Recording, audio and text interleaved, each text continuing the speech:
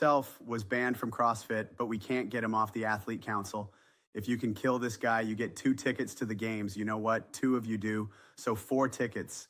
You don't even have to kill him, just maim him or even be in the live chat. Kill Taylor this Saturday on the Sev on podcast.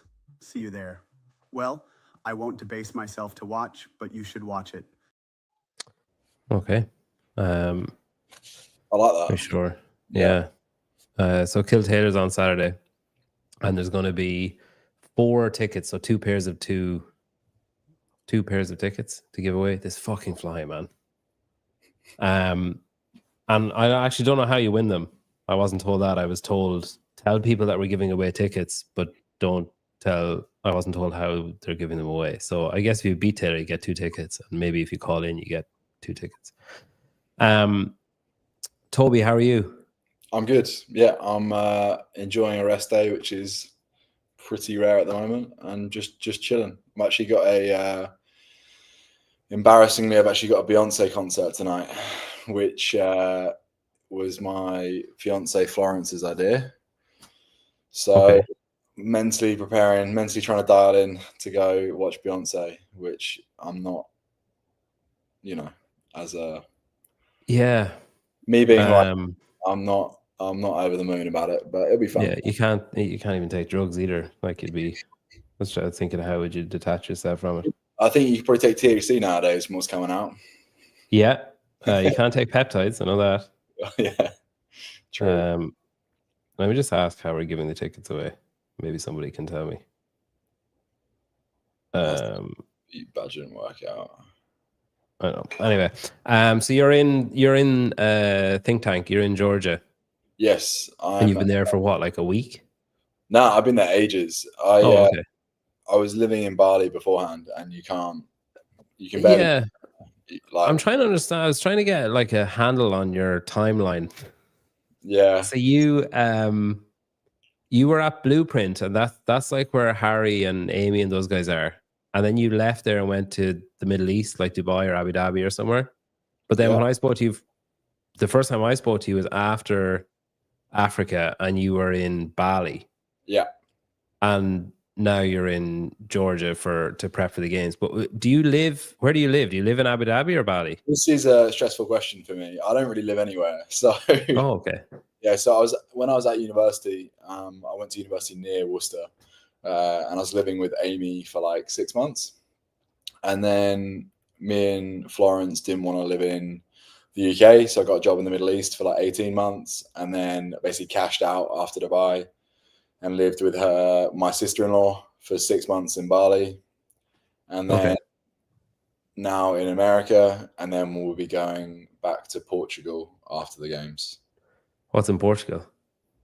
My sister-in-law also lives in Portugal, and she's having a baby, so we'll be staying there for a few months, and then the same sister-in-law. Yeah. Oh my god, I'm already confused. Yeah, I don't really get it. I just kind of, it's lucky I do what I do, and then we'll be back in Dubai for the fitness champs, or maybe Rogue, or I don't know. I try not to get too far ahead. I actually thought this when you said your girlfriend's name was Florence. Sure, do people refer to you as Florence and the Machine? No, it's good. I like that. It's a missed opportunity if they don't. Have you got a code for games tickets? Yes, Toby 20. That is a good plug. Yeah. Okay, so if anyone wants to scan the QR code at the top right, and then you can use Toby 20, and you can get tickets. Well, you can buy tickets to the CrossFit Games. If you want to win tickets, nobody's answered my text yet. That's great. If you want to win tickets, you can just do Kill Taylor on Saturday, I guess. Hang on, Augustus. I'm not ignoring your comments. I'm just trying to get. Yeah, Augustus he's lively. He's one of those people I'm scared of. Why are you scared of Augustus? Augustus is nice. What place is everything? Yeah. Okay. Wait, leave him for a minute. Yeah. So we have you've got t-shirts as well. Yeah. This is who designed these? Chris or you or who? Me via Chat GPT. Wow. Okay, so this is AI generated. Yeah. Wow. Terrible if you're a graphic designer, but sweet if you're someone who can't draw. Do you know someone on Reddit before? Someone said something about they hate their gym t-shirts and they want to do new ones, but they don't know what to do. And I replied and I said, just use like AI, just generate images on AI and pick something that you like. And someone replied to my comment, like, spot the graphic designer that's in fear of losing their job. But someone commented and said, oh yeah, because the person who can't design graphics is going to be able to recognize a good one. And I was like, well, they know what they like and what they don't like. I mean, they've already seen the t-shirt that they don't like, so clearly they have some kind of taste. Yeah, I mean, sorry. Big. Do you ever go on to Reddit, Toby? No. I think actually the last time I was on it was because there was a funny thread with some CrossFit girls and basically being like, do they have a dick or not? And me and the boys at Blueprint were on it laughing, but that's literally the last time I've been on it. Who, like, was it just like a list of top female athletes? Yeah, it was actually like one space all in the UK too, which was why we found it funny. Wow. Okay. Yeah, Reddit is great. Like, if you really want, well, for me anyway, if you really want to up your heart rate and get agitated, it's a great place to be. Like, really great. I actually just need to stop going on it because I just get so pissed off. Augustus, what place does Toby think he can get at the games? Good question, Augustus. My ego says top 10. My logical brain says who knows, because it's my rookie year. We don't know about the venue. We don't know how many events. We don't know what events are going to be. Who knows? Somewhere between 10th and 30th, depending on how the weekend goes. Yeah, Spin agrees. Top 30 for sure. So you just show up. Yeah, nice work. Is it hard when you're going into your rookie year not to just be like, oh, cool, like, let's just go and see what it's all about and feel it out? Like, is it like, have you had to push yourself to commit to having aims or having that kind of stuff?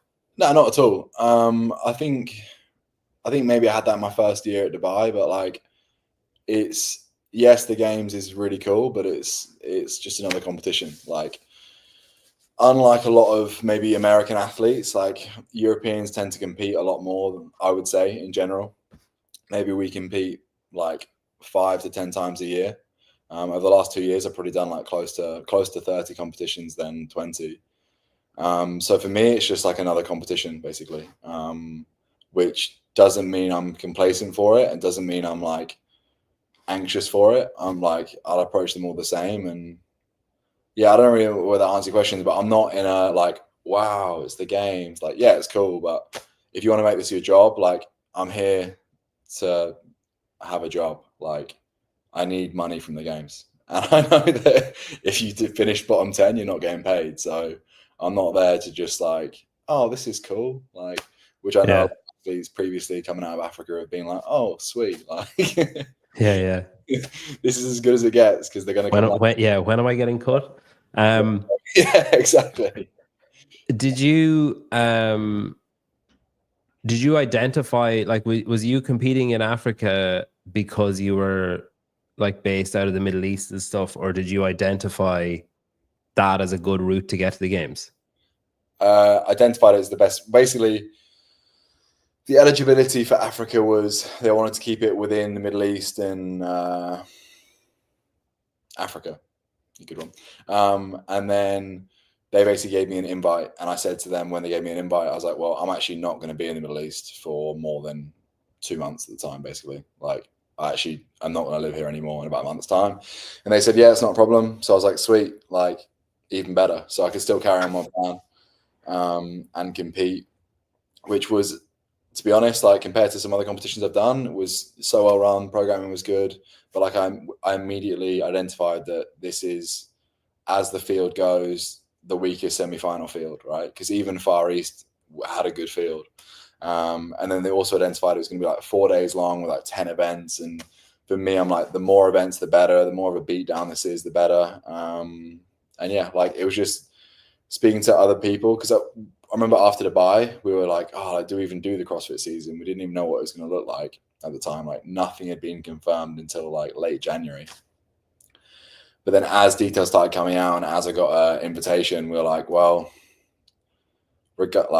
not regardless, but obviously CrossFit is still and had been going through some shit and been, things were happening at the time. And even speaking to Kyle, we're like, let's just leave out the CrossFit season and do WFP.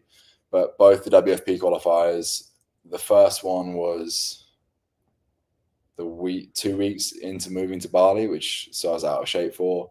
And the second one was like a week ago, prepping for the games, which we weren't interested in. So we basically just said, like, let's just do the CrossFit Games this year.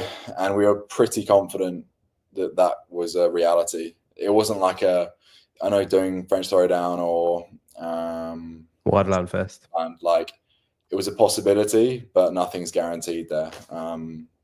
So yeah, like basically that, hopefully that answers the question. Was there any part of you that was like turning up in Africa being like, sorry guys? No, because I'm not a dickhead and things happen in competitions.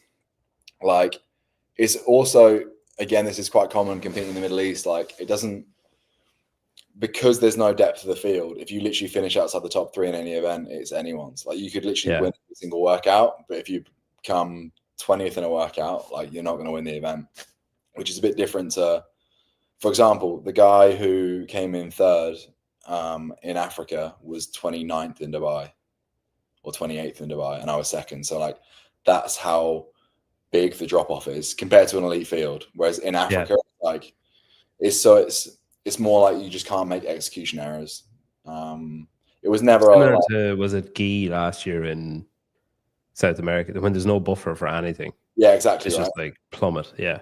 So like, and live competition being live competition, like you can't ever be complacent with it.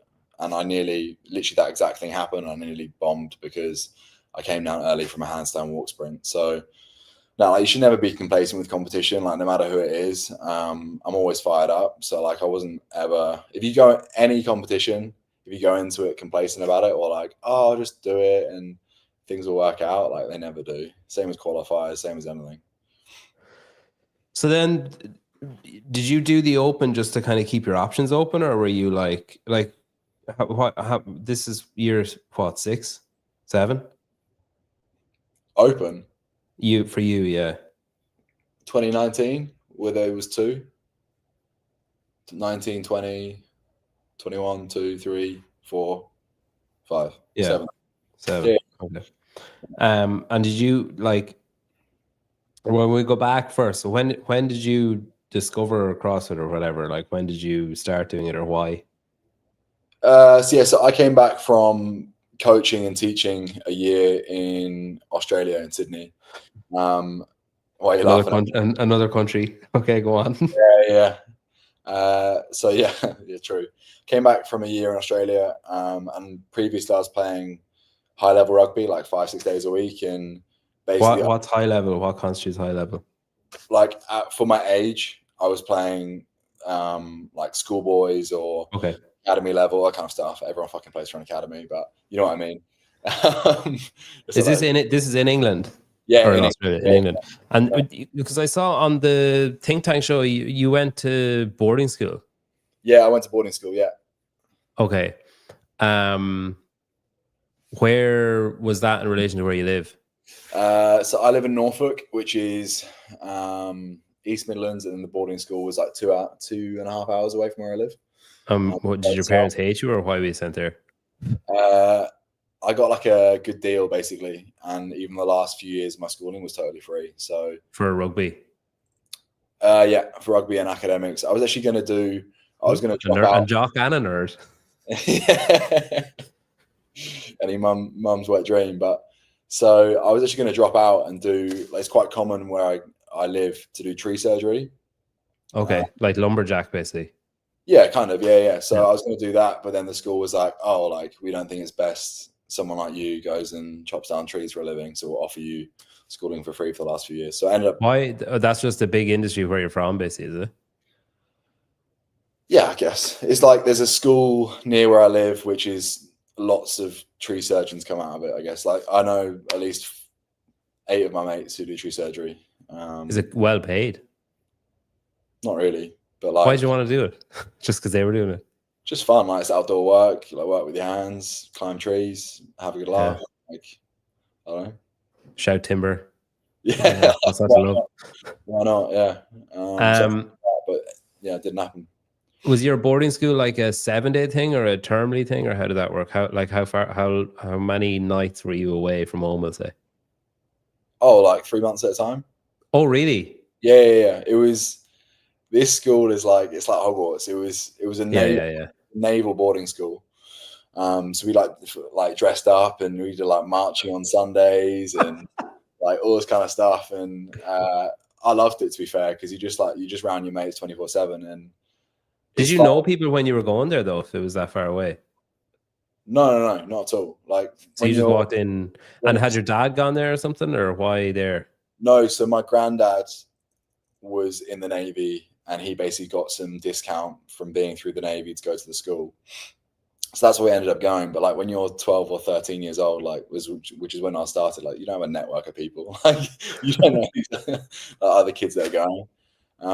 And so yeah, like it's funny when we were talking about it upstairs. Like it's funny because basically from 12 to 18 years old, like I didn't really have any real life situations. Basically, yeah, we're in a bubble. So 3 months at a time, and yeah. You're not really in the real world. And like I remember being like thinking it was cool that I was in a marching band, and then like you say that to the normal person now, and they're like, "Fuck, how long were you a virgin for?" Like, what did you play in the marching band?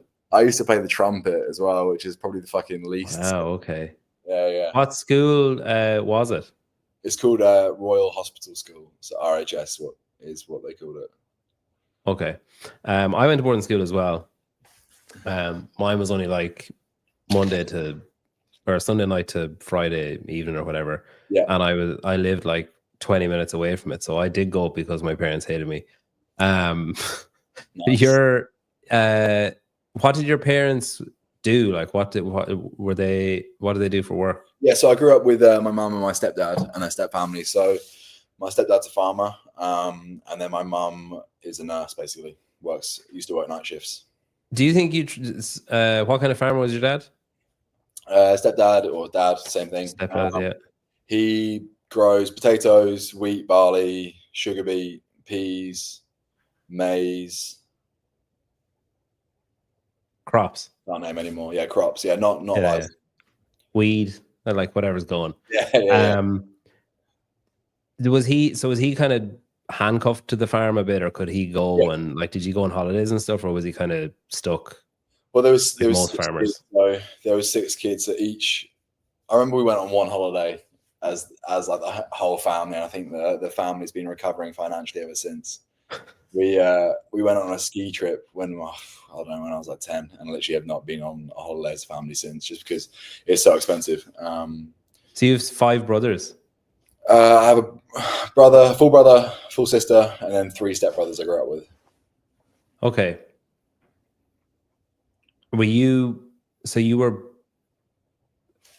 Your mum married him after you were born then? Yeah. Okay. And then what age were you when she got married? Oh, like 12. Okay. Oh, so wow. Okay, that's a shit ton of stuff happening when you're 12 then. So you're shipped off to boarding school. My dad left when I was, I don't know, like 3 or something. I can't really remember that whole thing happening. I remember some brief memories. But then we moved in with the step family when I was like 5 or something. Oh, okay. I thought this all happened in one. I was like, all right, I'm getting married. This is my new fella. I'm getting married. You're off to boarding school. See you at Christmas. It was low drama. No, it was low drama. So we lived with them from when I was like 5 or so. Okay. What was the school like? Was there loads of bullying and all that kind of shit going on at school, or like what was? Yeah, for sure. What was the For sure, it's boarding school, right? Like, yeah. I remember. Yeah, so I mean, I was a bit of a dick at school, I guess, until I was about 16. And I chilled out until I joined the marching band. But but yeah, like when I was younger at school, I was probably one of the bullies. But like some stuff used to happen for sure, which was bad. Which one? The trumpet's the one with the 3 buttons, is it? Or is it the one with the thing that slides in and out? No, that's a trombone. Yeah, I just saw the rust trombone. Yeah, dickhead. So yeah, trumpets with the 3 little buttons. Is that why you travel so much, do you think? Because you were stuck at boarding school, like because you weren't able to go anywhere? Nah, I don't know why. Like I have access to. We have a business called For Time Fitness, which sells CrossFit grips and knee sleeves and weightlifting tape and things like that. So we're pretty flexible. I was always someone growing up who just thought they'd work for the man, basically. Like, what else are you going to do? And then my fiance Florence, she comes from a family of totally opposite mindset. Like, why would you ever work for someone when you can just create a business? So that was cool, like seeing how that can be done. And then she basically set everything up and she basically does everything. And I just am a dumb athlete, but she sorts everything out and it's cool. Like, it's really cool. I'm very lucky to be flexible enough to travel around. I think I was sent a pair of those grips. I think I did send you, and I think you ghosted me after. Yeah, that sounds right. But if you use CPW 16 on frog grips, you get 16% off. So count them all, Toby. Yeah. I think I did reply. Well, maybe I didn't reply. I don't know. I intended on replying. I think I sent them out to you, but I never heard back. There was something else I was going to ask you there about. Do you ever play the trumpet now? Would you, like, if Kyle rocked in and handed you a trumpet, would you be like, oh yeah, watch this? I've not played the trumpet since I would have been like 16, 17. But I think he said he used to be in maybe drums or something. He was saying the other day how he used to play an instrument too. So it's not like that worrying. But drums is a lot cooler than trumpet, I guess. Spin says, code spin and you can save 15%. Yeah, so you use spin and save 1% less than if you use the CPW 16. Sure. Sorry, go back to CrossFit then. So you finished, you came back from Australia. You said you were coaching in Australia? Yeah, so I got a job as a it's called a gappy, I guess. So basically an assistant teacher, an assistant coach, and just like caretaker, I guess. Okay. Yeah, which was pretty good gig. Yeah, that was good. I enjoyed that. I'm quite distracted by the fact my dog is in here because he never comes in. Yeah, I just saw that in the background. He also sheds. He's gone, but he sheds crazy. So all I was thinking of was there's going to be hair all over the floor just when he walks in. So you came back from Australia, you were doing CrossFit, or what? Someone said, oh, you should do this? Yeah, I was basically like just a gym bro from rugby. So like lots of just like dumb strength training at the time, which I mean, now I'm quite grateful I did. And then we were lifeguarding a lot, and my lifeguard mate's like, oh, I just went to like a CrossFit class, like you should come and do it. And then I was like, this is in Norfolk or where? Yeah, it's in Norfolk. Okay. Yeah, in Norwich. So the gym was in Norwich, but where I grew up was like 40 minutes away from Norwich. So it's always a bit of a ball ache to go into the CrossFit or into civilization, basically. Anyway, that's not important. He dragged me to the CrossFit gym, and then I loved it. Like classic CrossFit story. Like walked in and we did Fran, and like the gym owner is like trying to compete against brand new members, topless, like hyping himself up. He's a good character. And then just loved it immediately. And again, like another classic CrossFit, like the gym owner comes up to you after and is like, yeah, like I think you could be something of this, And like as a pretty lost 19-year-old at the time or 20-year-old at the time, I was like, yeah, like cool, let's do it. And did you recognize yourself then that you were decent at it, or is it just like a gradual improvement over years, or what? No, I knew pretty soon. Like, I was always like, I don't know, one of the stronger kids at school, and like I was just always really competitive. Like, I wanted at school, I was like trying to push my coaches, like, how can I get better? Like to the point where that like I used to be taken out of lessons to go to the gym and practice rugby or whatever it was. And so always like I always wanted to be an athlete of some sort, and then CrossFit just slotted really well into place. And like I knew pretty soon, like I think, do you remember the YouTubers, the Lean Machines? Do you remember those guys? So they were at the same gym as me, and they were like, oh, kids, I don't know, I just had like loads of not affirmation, reinforcement that I could be good at it. And then like things just like ticked off. Like I think I cleaned 140 kilos within like 6 weeks or something. So like, Jeez, okay. I remember I like couldn't really clean, and then one of the lean machines gave me a pair of lifters so I could actually like squat properly. And I was like, oh, this is amazing. Like, and then it just went up. So yeah, it was sweet. And then that wasn't Blueprint though. No. That was in Blueprint's the other side of the country. So that was East Midlands. And then Where's Blueprint? I thought Blueprint was Norfolk. No. Blueprint's Worcestershire. Oh, okay, yeah, okay. Sorry. Yeah. So then so I was, I mean, I don't know how much of the story you want, but I was at a different university doing a different university course near where my parents stayed. Ended up dropping out. Well, like, didn't really like universities. A bit of a waste of time, if you ask me. Still is now. But then went on a rabbit hole of just doing CrossFit for a few years. Then I was like, cool, this is really good. Like, but I'm not making any money. Like, and I'm an adult at this point. Like, I need to not be living with my parents. So what can I do? Then realized, university is good because you get free money to just do nothing. So I was like, cool, like, let's go back to university. I ended up doing strength and conditioning in basically Worcestershire, just living off a student allowance. And then, that's why I was in Blueprint.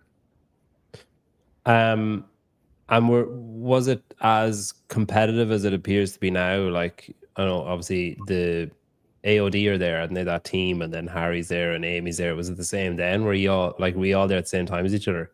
No, so me, Amy Kringle, and do you know Beth Layton? I've heard of her, yeah. Yeah. So we ended up getting a house together. Okay. Before Harry was being coached by AOD, but he wasn't on site yet. He came on the year after I left. So it was basically me and Amy. Beth ended up moving away, and then me and Amy basically lived in Worcester just training for like 6 to 8 months. Okay. And why did you leave there then?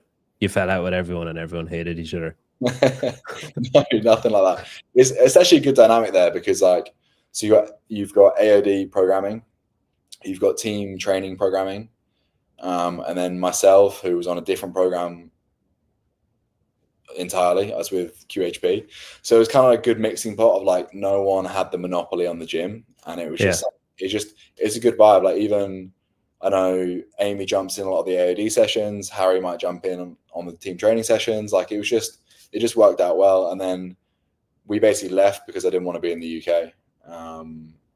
Why? Because what I was going to do, like, I didn't have any sponsors at the time. Didn't want to just like coach CrossFit classes, spend all the time and not get paid. Like, not the fault of the gym. It's just, that's the reality of being a CrossFit coach in the UK.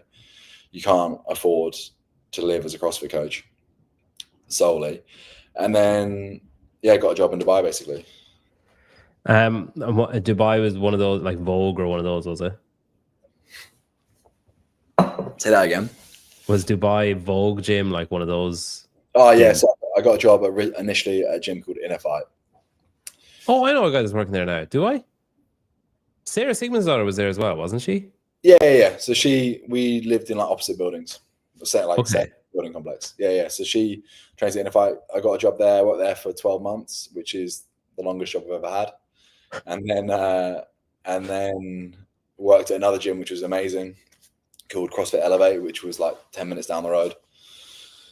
And then we cashed out after Dubai, basically. My Florence didn't like Dubai. Why not? She works online, and if you work online in a single bed apartment, it's not so fair. Fun. Yeah. Did you like it? I liked it. Like, I was just in a CrossFit bubble of just waking up, getting to the gym at 8 a.m., getting home at 5, 6 p.m. So you coached an Inner Fight and trained there, and then that, like, because you're kind of like, if you made a pretty big leap in the first, say, 6-10 weeks of doing CrossFit, and then that was whatever, like, say 6 years ago. Is it, you said that you did what, like over 20 competitions in the last, 12 months. Do you think, was it like competition experience that you were lacking then? Do you think, was that why is this why it's your rookie year now, do you think? Or do you think it's just overall progress is just taking this long?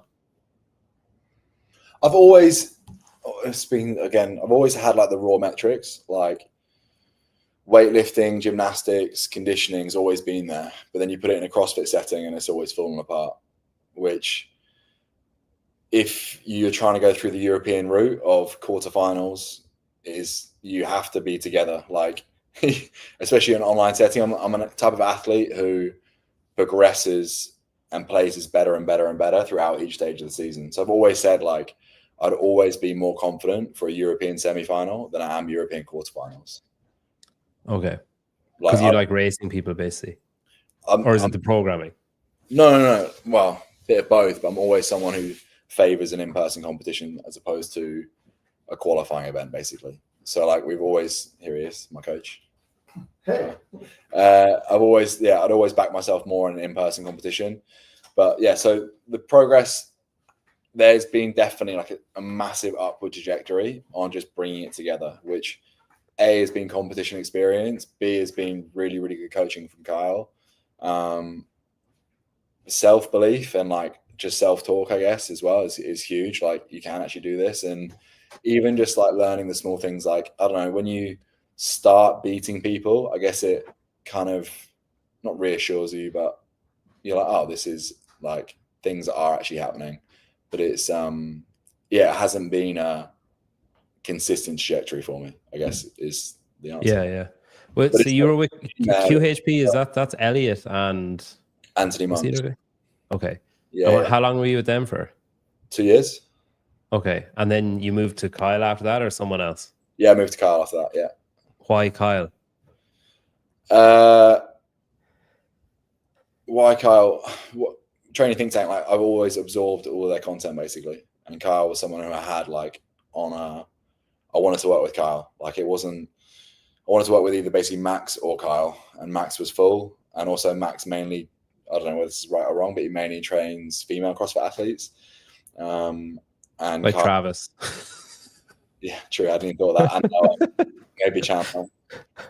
Yeah, what a dickhead. Yeah. Anyway, I wanted to work with Kyle. Kyle didn't have any spots, but he opened up one for me after he saw like my raw metrics. Like, he said, I reminded him of himself, like, just, he has everything, but when it comes to a CrossFit setting, it can be a bit different. So yeah, the progress we made in the last 12 months has literally been 12, 13 months now. It's been good. But yeah, I just wanted to. You've only been with him for 12 months? Yeah. Oh, okay. Yeah. When I started June last year. And where did you finish last year? Did you do the game season last year? Yeah, I did the game season last year. Finished like 100th in quarterfinals, which worldwide, which in Europe is like 80th.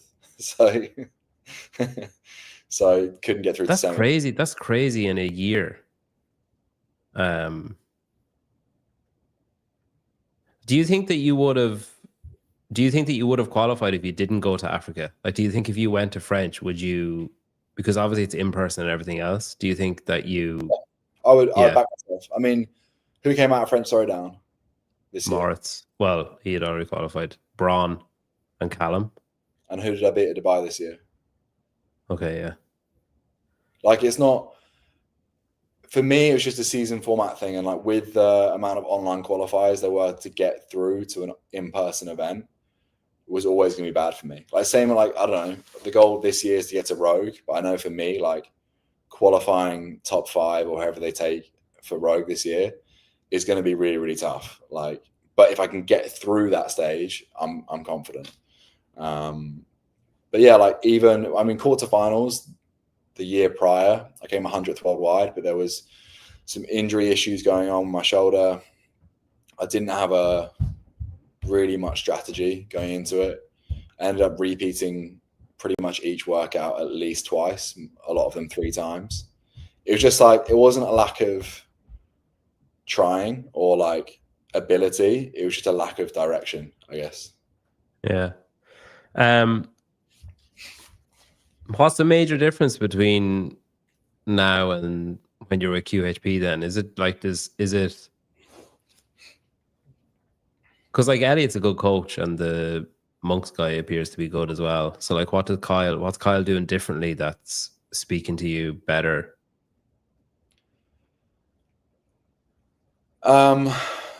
I noticed you didn't. I noticed when I said Elliot's a good coach, you didn't jump in like, yeah, he is. Yeah, you just left it. I didn't work with Elliot. I worked Okay. solely with Anthony. Okay. Anthony is a great coach. He's a great guy, and I got bashed earlier for apparently saying he wasn't, even though I didn't. I had a sensitive message come through my inbox, not from Anthony. Why? What had you said or not said? This doesn't matter. It does matter. Everything matters. Anyway, Anthony's a great guy. Love QHP, but look at who he's trained. So he's trained someone like Jamie Simmons, right? Who is the dead opposite of me. So she's someone who, like, her natural ability at CrossFit is world class. She has to basically train around CrossFit, right? She trains the, gymnastics, weightlifting, conditioning side of things. So then I worked with Anthony also, and we had very similar programs or similar methodologies, let's say. And so I, again, just like raised the base of everything, but like my peak's never going to be there. So that's the difference, is like Kyle has raised the base still, but we've basically made, like, we're actually doing sport specific work. Basically, we're getting good at CrossFit, not good at everything around CrossFit, is the simplest way I could put it. Okay. Yeah. And are you staying in Kyle's house while you're in Georgia? I've been here for nearly a month. Yeah. And who does he have kids or no? Yeah. His What wife, age are they? dog. His youngest kid is 8 and his oldest kid's 12. Okay. So there's what, like 60 in the house then? No, is your girlfriend there too? Yeah, Florence is here Wow. too. Yeah. She arrived a few weeks ago. It's Okay. good fun. Yeah, it's good fun. What's the story with the turtle? I don't know. It's his house. I don't know. Yeah, I feel that's just a question you'd ask. If there's a turtle on the wall, I'd be like, what's the story with Yeah, that? I see that in all of his clips, and I think, why has he got this turtle? Yeah, I don't know.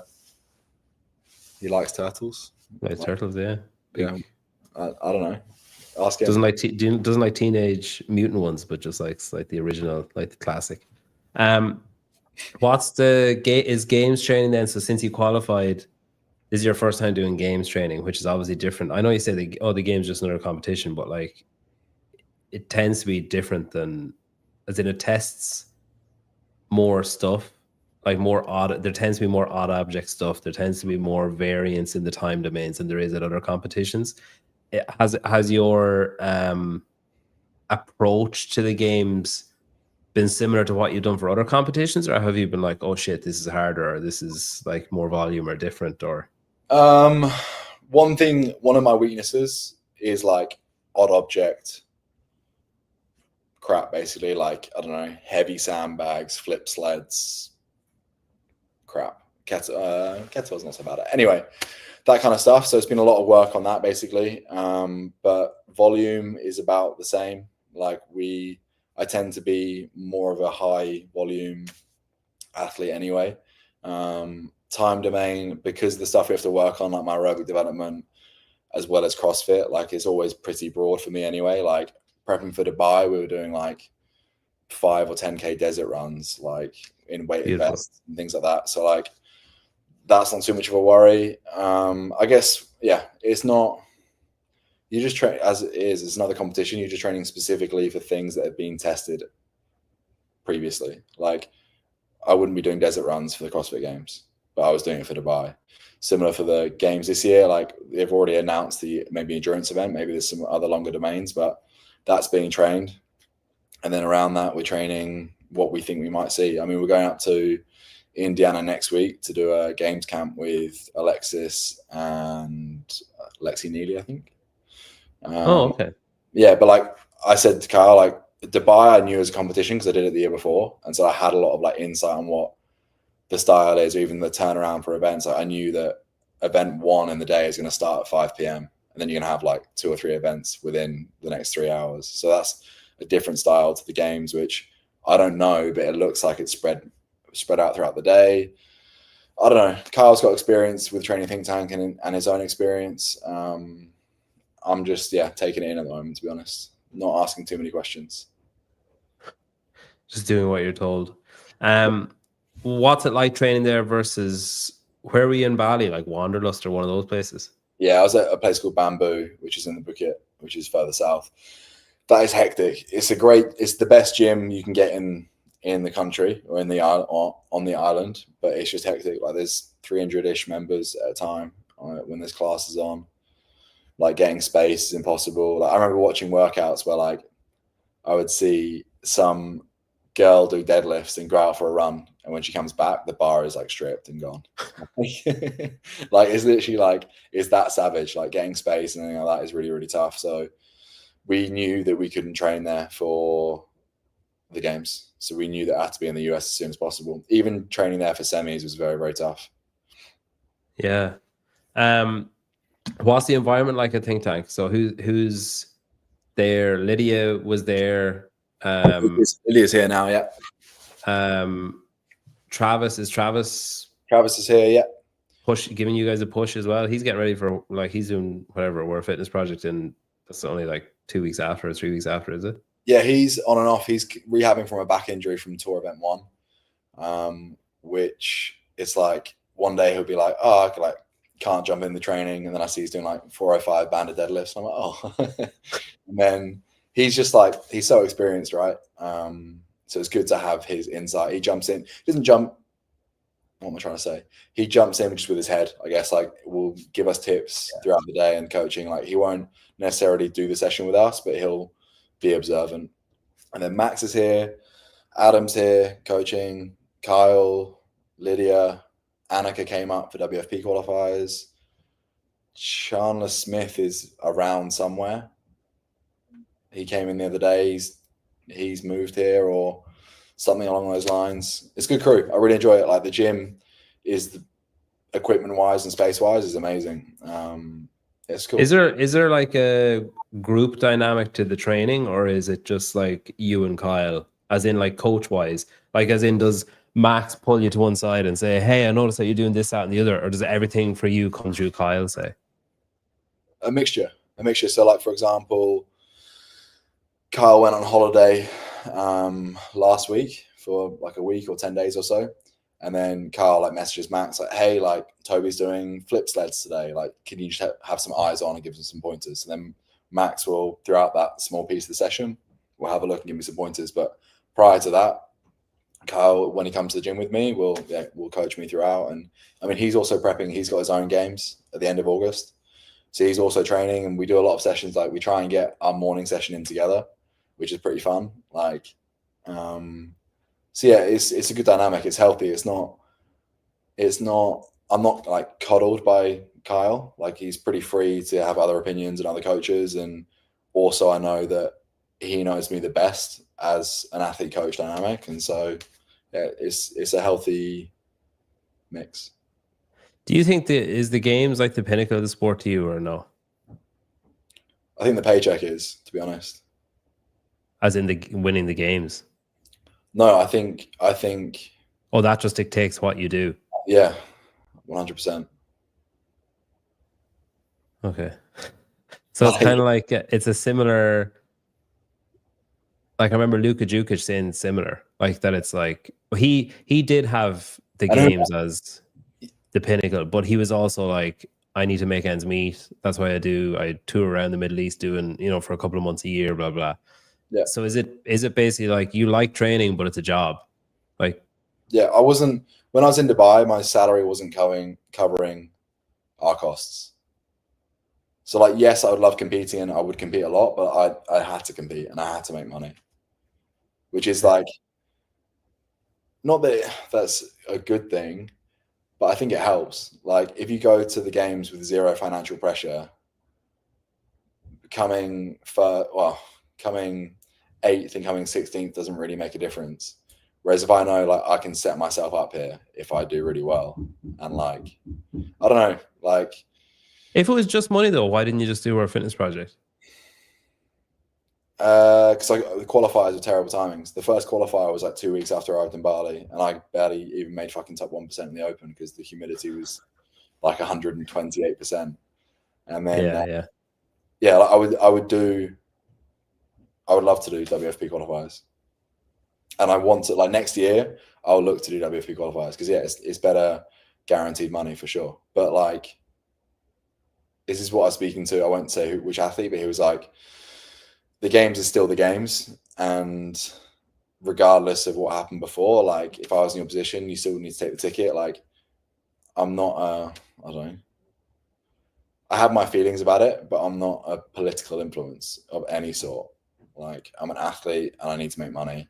And this year the games was the best opportunity for that. Say that again. So the other person you were talking to said that anyone who's given a games ticket should take the games ticket, basically. Is that it? Yeah, they said you have a really good opportunity to qualify for the games this year. Like regardless of how you feel about what's happened and what's gone on. Why are you smirking? I just think I worked out who it was. Go on. Regardless of what's going on, like you should do what's best for you, and best for you this year is probably the games. Like when else? Did you feel any kind of pressure not to do it? No. Or judgment or anything like that? No. It's one of those things where it's like you're asking for change, but you're still going to sign up for it. You know, it's like that was the feeling I had. So I was like, I remember speaking to Carl about this. Like we were literally after Dubai, we're talking about what the season might look like, and we're like, well, things need to change, but are they going to change if I just carry on paying them $20 every year? Like, no. But like, is one person going to make a difference? Also, no. I don't know. There's so many factors to it, and I don't know what's going on behind the scenes, and I don't know what impact anything makes. At the end of the day, like this is a short career. Like I'm 26 now, and I don't want to be doing burpees when I'm 55. So I just want to make the most of it as I can now, and qualifying for the games, being in the States has already opened up doors that wouldn't have opened if I was just in the European scene with sponsors and I don't know, interactions and coaching and facilities. So was being where, sorry? In the States. Yeah, okay. So like it was just an opportunity, and yeah, like would you stay there then? No. Not up to me, up to Florence. You know what it's like, I'm sure. She works online though, so she can go anywhere. Yeah, it is funny. Like, there's so much disgruntlement. Well, there's so much loud disgruntlement, we'll say, from some European athletes, spectators, like fans. Like again, if you go on Reddit, like fuck me. But it's sort of like it's just like Europe has historically not gotten the same level of attention or opportunity as America has when it comes to CrossFit, which like it's easy to look at that and be like, oh, that's not fair. But then the reality is like there's so many more people in America. There's so many more gyms in America, like CrossFit gyms. There's so many more people doing CrossFit. There's historically has been so many. They've also been doing it longer than we have been doing it. Also, their season set up to succeed more at the games than Europeans. How do you figure that? They always have more semifinals. Their cut to get to semifinals is always more generous than Europe. So they have a stronger field though. At the very top. They don't. Well, if the games athletes that go, the field is stronger. Do you know what I mean? For example, they have in each region, they have 10 good athletes. They don't have 11. They have 10 that could like literally potentially win the games, but they don't have 11 good athletes. Europe has 15 to 20 athletes, all of the same level, all in one region. But of those 15, how many of them could win the games? But I would also say they've had to peak more times throughout the year to get to the games than American athletes, because American athletes know they can like Adler talks about. I mean, extreme example, I know, but he talks about coming to semis somewhat unprepared. Like, has never practiced a workout semis. He isn't in peak shape throughout the year, and he'll win the semifinal. Whereas you take an athlete like Lazar, who won semifinals 3 times back to back, whatever it was, he is having to fully peak throughout the season for the semifinals to then have to deload and then re-prepare for the games because the level's so high. If he doesn't peak fully for the game for semifinals in Europe, he won't even qualify. It's not like, for example, if Adler peaks for the semifinals, he'll come first. If he doesn't peak, he might come third. That's my opinion, obviously, like factual behind it. But But then on with your, like, to play devil's advocate to your logic, then if you have the athletes that have gone to the games from America versus the athletes that have gone to the games from Europe, the European athletes should be interspersed among the top 5, top 8, top 10. Like, it should be, if they're as good, it should be like American or Canadian, whatever, North American, European. Maybe a bit more broadly than they are, perhaps. Like, it tends to be the case that, and I hate to say it, but John Young is right.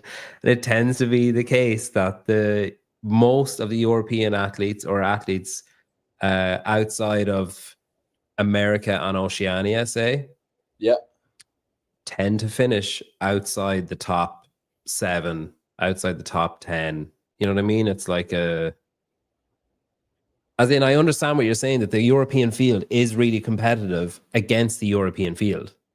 Yes. But it's not competitive against the North American field when it comes to the games. Otherwise, a European would have won it recently. There would have been like a top 5. There would have been a top 3 apart from BK. What I'm saying is you have to peak so hard to get through that stage of the season to qualify for the games that by the time the games comes around, you've already peaked throughout the year. Yeah, but do you not think you have to peak so hard to get through Europe because everyone's at the same level as each other? So if you don't peak, there's someone who's as good as you who can do slightly better, like place better in an event and finish higher, and then you've lost your spot, say? Because say everyone in Europe is like a 7 out of 10 or an 8 out of 10. Just like, I'm just picking a number, but just say they're all an 8 out of 10. Yeah, 6 out of 9, yeah. And they all have to do as good as they can possibly do to stick their head above the field because it's so evenly matched across the top, like you say, 11, 12, whatever, right? But then they go to the games and then they're not at the level of the top people in North America who have qualified.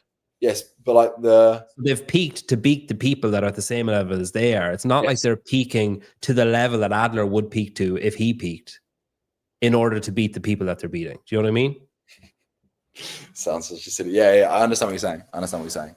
But I would say that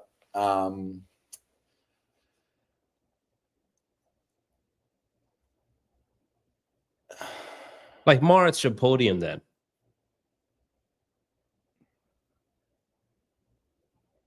And I really like Moritz. And there's a lot of European athletes that I think are really fucking good. But then you look at like Dallin and you're like, fuck, he's really good and he might not even podium.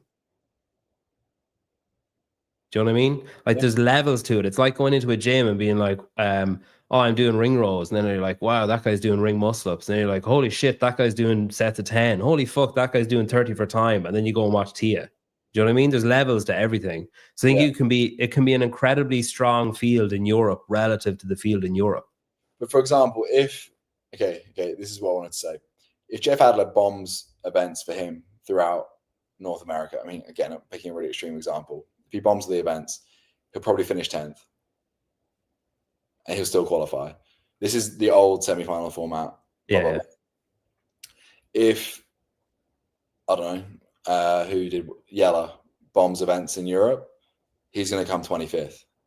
And so I understand what you're saying is like, even to peak to beat the, let's say, mediocre athletes in Europe, and then they still have to peak because there's greater depth to the field, similar to what we're saying in Africa, right? Like you just can't fuck up an event because there's not the depth in America. So for example, in America, yes, like a bad finish would be like 10th, whereas in Europe, the bad finish would be 20th.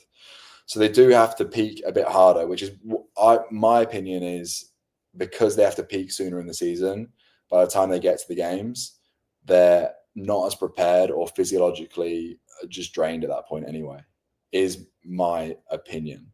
Yeah. That's Brian. Don't attack me is what is my opinion. Me put hands up. I think like don't criticize me for it. That's Toby listen to Be Friendly. Classic.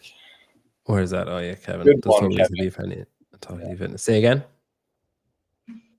It's okay to say your things. I mentioned John Young there. I often see you, especially recently, maybe just you're in the different time zone, because it would have been like bang in the middle of the night in Bali or whatever. You're in the chat, you're chirping in the chat quite a bit about different, like, I was going to say, do you pay attention? Obviously, you pay attention if you're watching it and commenting on it and stuff, but do you pay attention as in John Young says, oh, Toby's going to finish like, 27th? Are you like, fuck you, John, I'm going to finish 15th, or I'm going to finish top 10, or do you just like not care?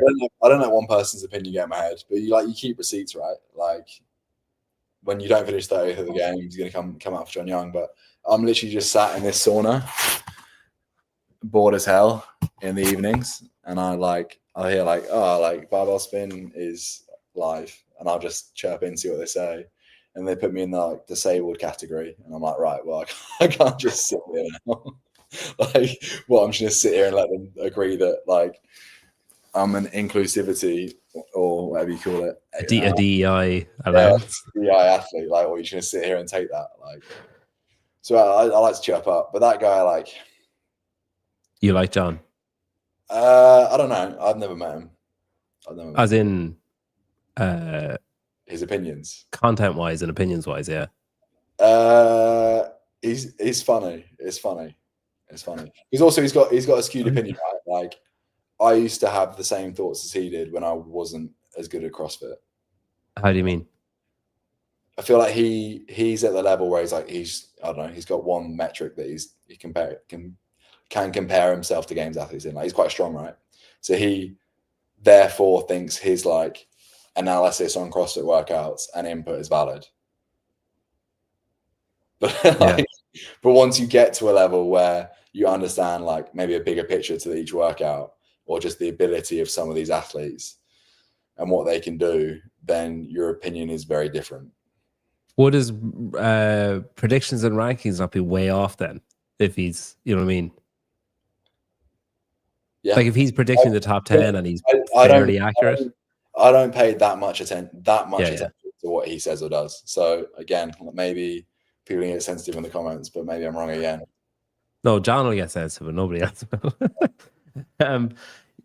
What about other media then? Do you consume, like, do you watch much other stuff? Do you watch like Road to the Games? Do you watch like documentaries? Do you watch other kind of interview podcasts, that kind of stuff? I used to absorb everything. Now I don't know. I'm busy. I have things on, but like if I'm chilling in the boots or whatever, and like I watched the recent one on Fee, which was from Hiller, which was cool. Yeah, that's crazy good. Yeah. It's a good job he's on HQ payroll.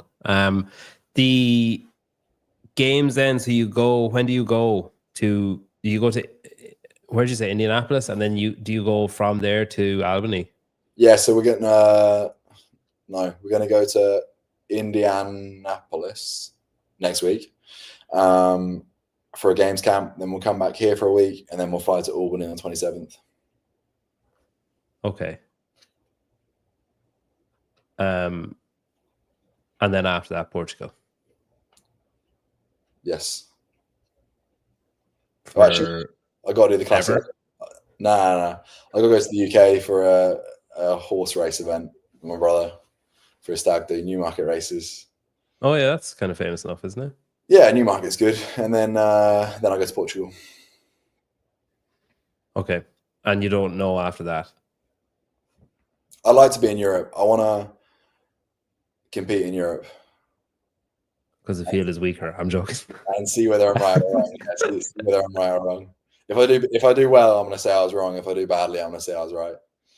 But, the opportunities and stuff that you mentioned with being in America, do you worry that won't carry over? Like, do you worry that you'll go back and it'll be like the brands or whatever from when you were in America will be like, Toby who? Maybe. It's out of my control. Yeah. Like, I just do. I'm not a hopper who is going to try and make all this social media clout to stay engaged on social media. Like, I'll just do me, and if brands want to interact with me, they can. If brands don't, they don't have to. Like, I'm not gonna try and chase a waterfall for sponsorships. when I like, it's just not me. Like, I'm not gonna bleach my hair and do some silly dance on social media to try and gain an extra $100 a month. Like, I'm all right. Like, I'll just do me, have a good time, train, compete, and if sponsors align with that, awesome.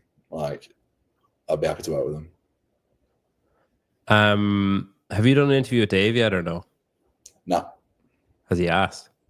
No. Oh, I'm sure he will. He seems to be working his way through the field.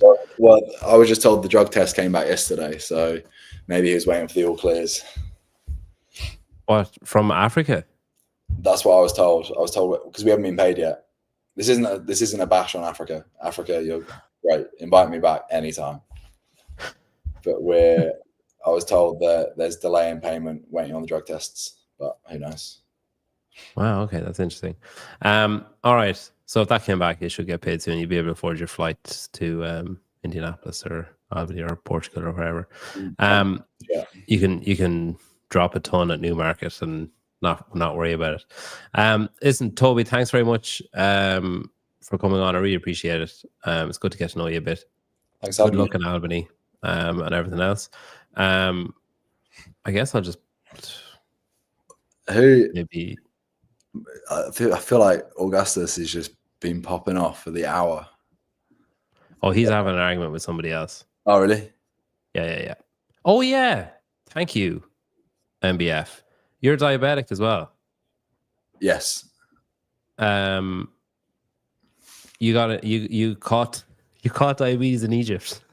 Yeah, something like that. Yeah, I got ill. I went on holiday when I was like 14 to Egypt, and then when I came back, I got really ill. And now I don't produce any insulin, so I have to inject insulin.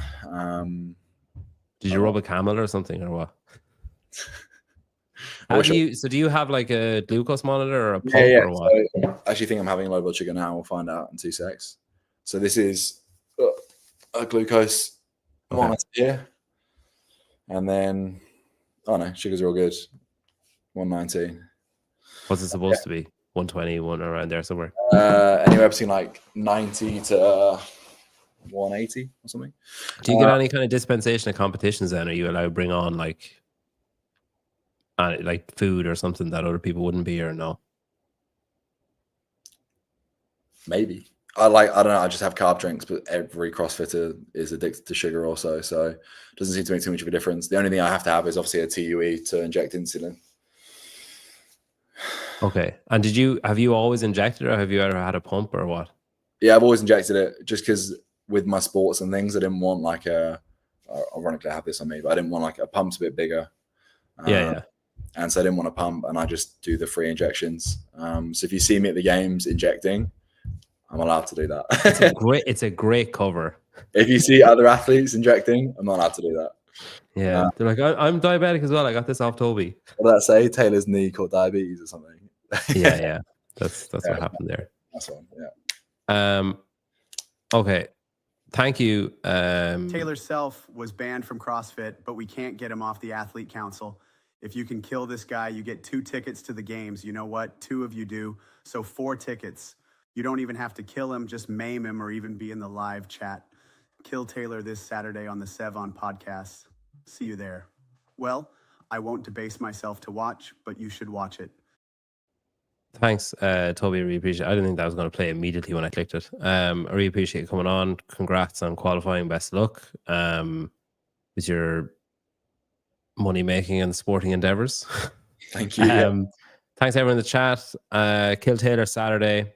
You can win tickets to the games. If you want to buy tickets in advance of that, you can scan the QR code in the top right, and you can use Toby20, right? Yes. Toby20. And, go buy yourself a t-shirt. That would really help me out. Yeah, if you go to the Training Think Tank store, it's up there. Aha and Augustus, I feel, are just going to argue for another 3 hours, so they can just stay there. I'm here for it. They're arguing about the field. Aha is claiming that the European field was weak because so many of the top European athletes were at World Fitness Project. And Augustus is saying that, but those athletes didn't finish in the top 10 of World Fitness Project. So how good were they in reality? And also, sorry, I'm not cutting you off. you know how the game's always been top 40, and basically everyone kind of like laughs at the people in the bottom 10, like the 30 to 40th.